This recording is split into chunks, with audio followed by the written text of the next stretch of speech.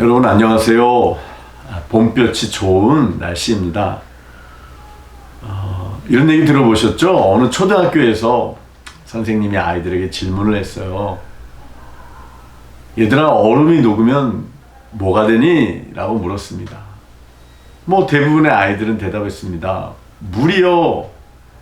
그런데 한 아이가 이렇게 대답했어요. 봄이 와요.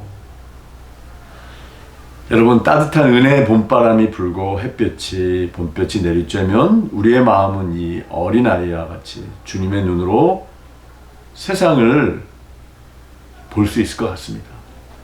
그런데 봄볕은 좋은데 우리 마음은 우울해요 라고 말씀하실 분도 있으실 것 같아요. 코로나 블루인 것 같아요. 코로나 우울증인 것 같아요 라고 말하는 사람들도 이 세상에는 많이 있는 것 같습니다. 여러분, 바로 이 물된 동산 가정예배 시간을 통해 우리가 그런 은혜의 봄볕을 쐬고 얼음같이 굳어졌던 가족 간의 마음이 녹아지는 시간이 되면 얼마나 좋을까 생각을 해보게 됩니다. 하지만 지난 한 주간 또 돌아보면 우리 가정이나 또 자녀들 또 우리 가족들의 현실을 살펴보면 가정예배를 드리는 것이 참 쉽지 않고 어려운 일로 다가오는 분들을 많으셨으리라 생각됩니다.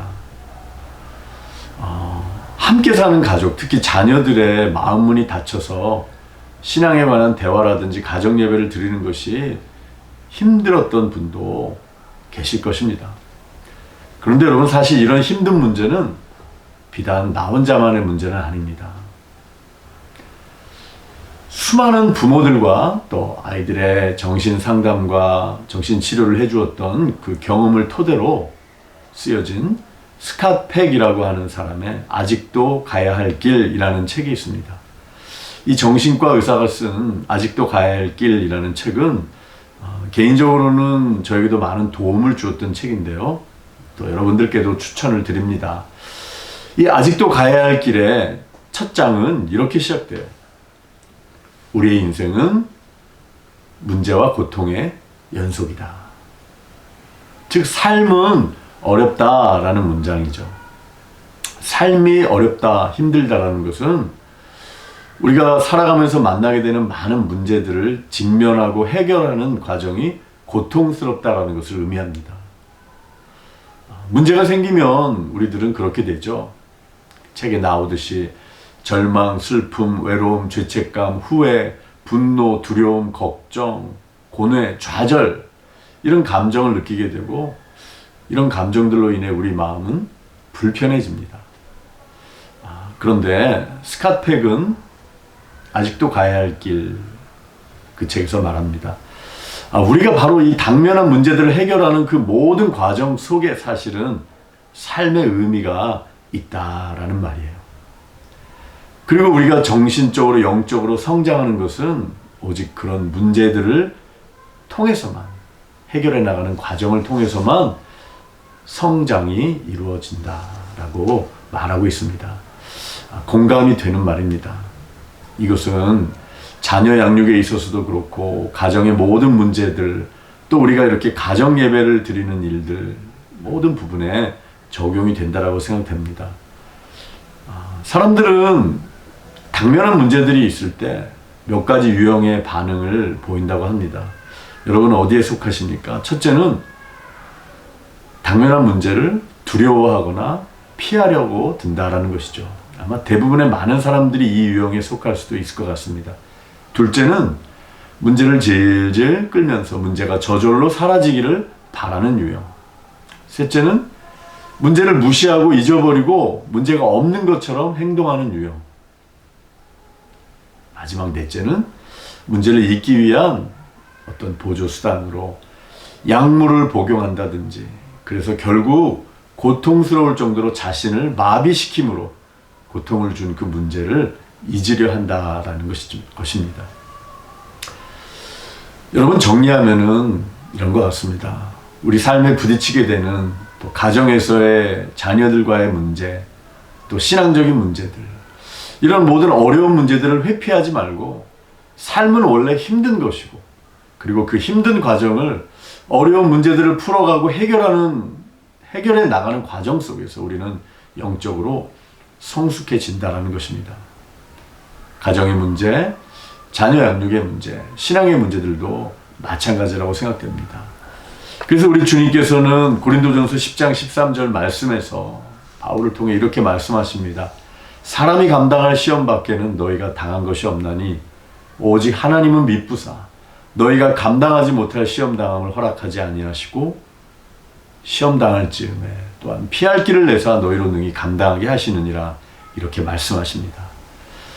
성도 여러분, 혹시 가족 간에 신앙의 문제, 자녀들의 마음의 문이 닫히거나 어려운 일들로 가정 예배 또 영적인 대화, 소통의 장벽에 부딪히신 분이 계십니까?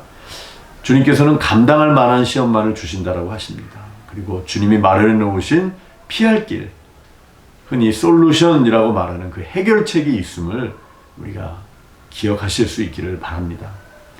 오늘은 특히 자녀의 마음문이 또 함께 사는 가족의 마음문이 닫혀 있어 가정 예배를 드리거나 신앙적 대화를 하기 어려운 부모님들 또 가정을 위한 팁을 드립니다. 장로의 신학대 신형섭 교수님이 쓰신 자녀 마음에 하나님을 새기라 라는 책을 보면요, 그 유튜브 영상 하단에 참고 도서 목록을 적어놨습니다. 여러분 참고하실 수 있고요. 자녀 마음에 하나님을 새기라 라는 책을 보면 에베소서 6장 4절 말씀으로 우리에게 한 가지 부모님들에게 해결책을 제시해 줍니다. 너희 자녀를 노엽게 하지 말고 오직 주의 교훈과 훈계로 양육하라 라는 말씀입니다. 여러분, 부모의 훈계의 목적은 자녀를 노엽게 하는 것이 아니라 자녀의 마음을 여는 것임을 기억하라고 말씀합니다. 알려줍니다. 참 쉬우면서도 잘 안 되는 거죠. 컵에 뚜껑이 닫혀 있으면 물을 한 방울도 담을 수 없듯이 자녀의 마음이 닫혀 있으면 귀가 있어도 듣지 못한다는 것입니다. 그러니까 자녀는, 확대하면 가족은 지적당해서 변화되지 않고 감동받을 때 자신이 기대했던 섬김 그리고 이해, 사랑을 받았을 때 자녀는 또 함께하는 이들은 감동을 받고 변화된다라는 사실입니다. 그러면서 그 책에서는 실천 가능한 적용사항 한 가지를 알려줍니다. 먼저 자녀의 말을 경청하라는 것입니다. 우리 자녀들은 특별히 불편하면 뭔가 말을 하게 되는데 어떤 자녀는 정상적인 말로 표현하는 것이 아니라 거친 행동으로, 폭탄 같은 감정으로, 때로는 아무 말 하지 않는 침묵으로, 무표정으로, 심지어는 어떤 뒷모습으로, 바디 랭귀지라고 하는 몸짓으로 말을 합니다. 그러기에 경청이 우리에게 필요하다라는 것입니다. 자녀들은 부모가 자신의 말을 경청할 때 부모의 말을 경청하는 법을 배우게 되는 것이고, 더 나아가 하나님의 말씀을 경청하는 것을 배우게 된다라는 것입니다. 이번 한 주 가정 예배를 드리시면서 서로 간의 마음을 나누고 경청하는 시간을 가져보시면 어떨까요? 가정 예배는 어떤 형식을 갖춘 주일 예배의 축소판이 아니라 하나님과 마음을 나누고 하나님의 말씀을 기억하고 감사하고 가족들과 마음을 나누며 함께 기도하는 시간임을 기억하면 좋겠습니다. 일주일에 한 번이라도, 짧게 5분이라도 가정에서 하나님의 마음을 나누시고 또 기도하실 수 있기를 바랍니다.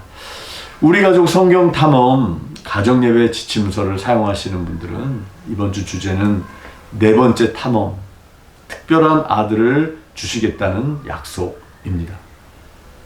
아브라함을 택하시고 언약을 맺으시고 신실하게 이루어 가시는 하나님을 만나는 시간인 것이죠. 내 상황과 세상의 기준으로 하나님의 약속을 판단해서는 안 된다는 메시지, 그리고 하나님께서 하신 약속의 말씀을 믿음으로 우리가 그저 받아 누리게 될 때 하나님의 언약은 성취되고 하나님의 복을 우리는 누리게 된다라는 그 메시지를 담고 있습니다. 가정예배 지침서를 사용하시지 않는 가정에서는 교회 홈페이지, 교회 소식란이나 또 교육 자료실에 올라간 이번 주 목장 모임 나눔지를 사용하실 수 있습니다. 그 나눔지는 일주일에 한 번 가정 예배를 드리실 때에도 사용할 수 있는 용도로 제작되었습니다. 오늘 또 4주차 가정 예배에 관한 미니 특강 시간을 맺으면서 봄볕이 좋은 이때에 나희덕이라고 하는 시인의 한 식귀를 소개해 드립니다. 나희덕 시인은 이렇게 노래합니다. 봄볕이 어느 날 너무너무 먹음직스러워서 그래서 오랜만에 봄 동산에 올라가 먹어도 배부르지 않은 햇빛을 풀잎처럼 꼭꼭 씹어먹고 마셨다. 이렇게 노래했습니다. 볕이 너무나 먹음직스러웠고 햇빛을 마치 나무들처럼 씹어먹었다라고 노래하고 있습니다. 이번 한 주 물된 동산 가정예배 시간을 통해 하나님께서 성도 여러분들의 가정에 따뜻한 은혜의 햇빛을 많이 비춰주시기를 기원하고 그 햇볕을 받아 많이 드시고 따뜻하게 녹이실 수 있는 성도 여러분들 되시기를 기원합니다.